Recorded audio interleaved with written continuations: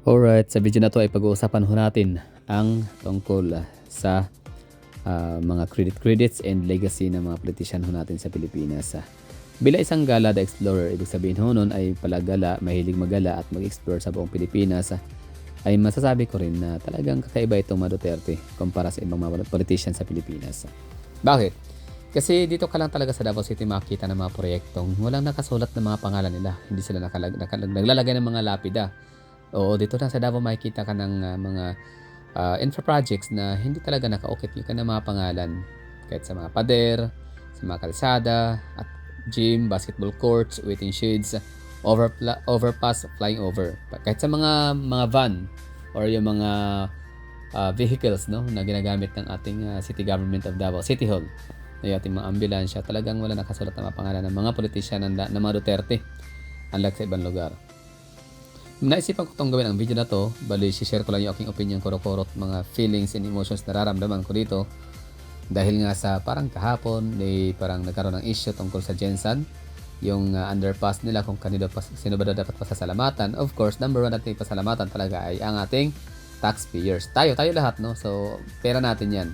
Although thank you din talaga din sa politician na nag-push through 'no, ng, mga proyekto para matapos, para mapondohan at matapos. So, siyempre, let's give the credit when the credit is due, parang gano'n 'no. Pero tayong mga Pilipino, kayo diyan nakikinig kayo sa akin, huwag naman tayong gano'n din 'no na, lahat ng mga proyekto ay talagang tatanawin nating utang na loob. Kasi in the first place, hindi naman nila pera 'yan. Baka nakalimutan niyo, sabi ni Tatay Digong, "Huwag niyo akong pasalamatan kasi pera naman ninyo 'yan. Trabaho ko lang naman ang patupad ng batas. Ako lang yung approve ng mga pondo. Oh, sinusuri ko, tinitingnan ko yung mga, mga plano 'no, ng mga kongresista, ng mga mayor o sino-sino man yung mga politicians, 'di ba?" Yan ang sabi ni Tatay Digong, "Huwag kayong magpasalamat sa akin kasi hindi ko pera 'yan." Oh, 'di ba? Gano'n ang mga Duterte. Ang dami kong may mga Nograles family, shout out dito sa Davao City. Yung tatay nila patay na 'yon, si Prospero B. Nograles. Ano 'yan, fourth Speaker of the House sa panahon ni House Speaker pala sa panahon ni Pangulong Gloria Arroyo. So, marami siyang mga lapida dito. Oo, tapos pumalit ang kanyang anak, yung si Carlo Nograles. I don't know kang Migs kung saan makikita, pero paniguro meron 'yan eh. Kaso nga lang party list kasi si Migs hindi siya district congressman, no. So si Carlo Nograles, ano siya, yun nga representative siya. Ang dami yung mga basketball courts, ang dami yung mga ring, yung mga board. Nako, may nakasulat na mga Carlo Nograles. Example lang ho yan. No? Sa Bicol, Imelda Papin. Oh, ang dami mga doon, mga Villafuerte. Nako, kahit saan sa Camarines Norte. Camarines Sur rather, no. So yung mga lugar na yan, ang dami mga pangalan ng mga politicians na nakasulat na kabalandra. For example, Butuan City, yung pangalan ng mayor ng Butuan, nakasulat doon, napakalaki, no? Ang ganda, napakalaki na kanyang billboard doon sa tarpaulin, doon sa may public market nila sa may Ampayon. Ampayon ba 'yan? Hindi. Sorry ha. Ano ba pangalan ng lugar?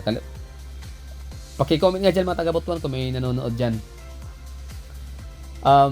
Balikan natin dito sa Davao City. Yun na nga si Tatay Digong gumagawa. Ang mga Duterte, hindi lang si Tatay Digong nga gumagawa itong mga Duterteng to, pamilyang Duterte ng mga proyekto, hindi dahil para sa magpangbango, para sila ay gumawa ng kanang pangalan. Ibig ko sabihin is, actually, ano yan eh, kumbaga, susunod kasi yan. No? Ang ginagawa ng mga Duterte talaga, trabaho lang. Oo, titingin ng mga problema sa isang syudad, tapos gagawa ng polisiya, tapos bibigyan ng pondo para maipatupad, para ma-implement, at as soon as possible, matapos dapat kasi pwede na siyang para magamit na din kaagad. So, parang mga tulay namin dito, kalsada, lahat dito ng mga proyekto ng Davao City na ginawa ng mga Duterte, talagang pinapasalamatan namin yan. Pero hindi ibig sabihin nun, ipasalamat na dahil pera na. Hindi. No, thank you. We're blessed, no, enough to have a Duterte family dito sa Davao City na maging leader. So, thank you kami, no. Napaka-blessed po namin dito. Super grateful kami, no. So, thank you, Lord. Kasi binigyan nyo kami ng mga great kind leaders, no, ng mga Duterte nga. Ang galing.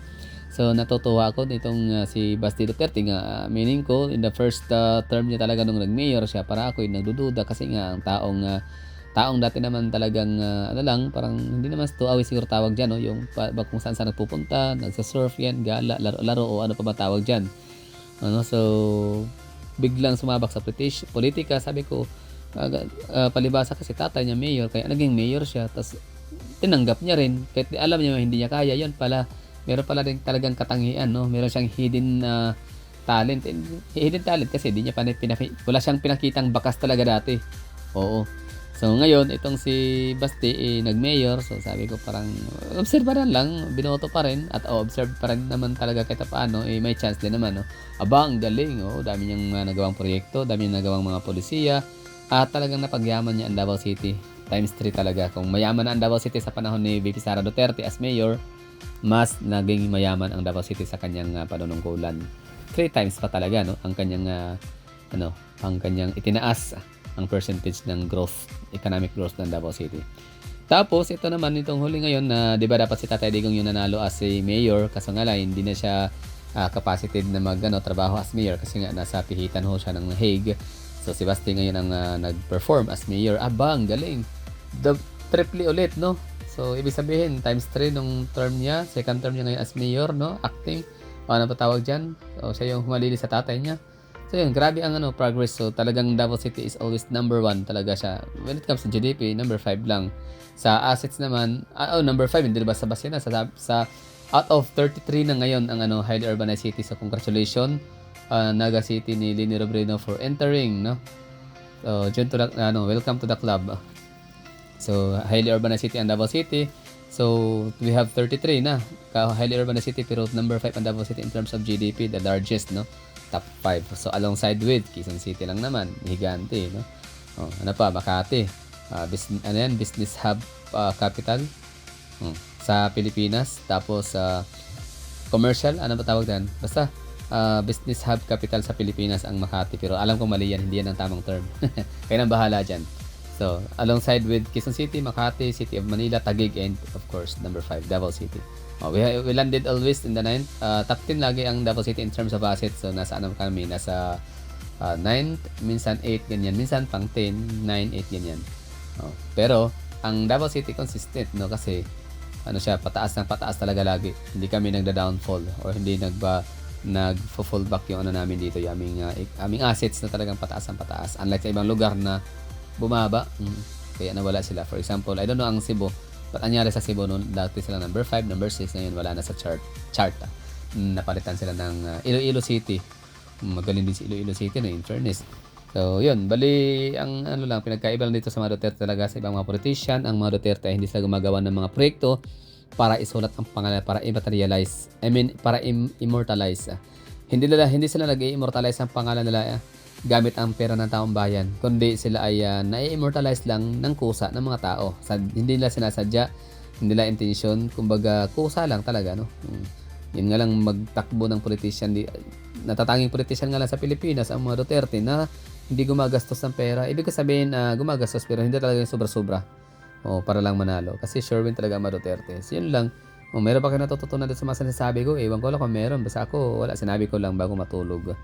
Yun. Bali, Duterte, kind of leadership, the best na walang katulad, walang makakapantay, at wala lang makakahigit, lalo pa. So, Duterte, the best, always.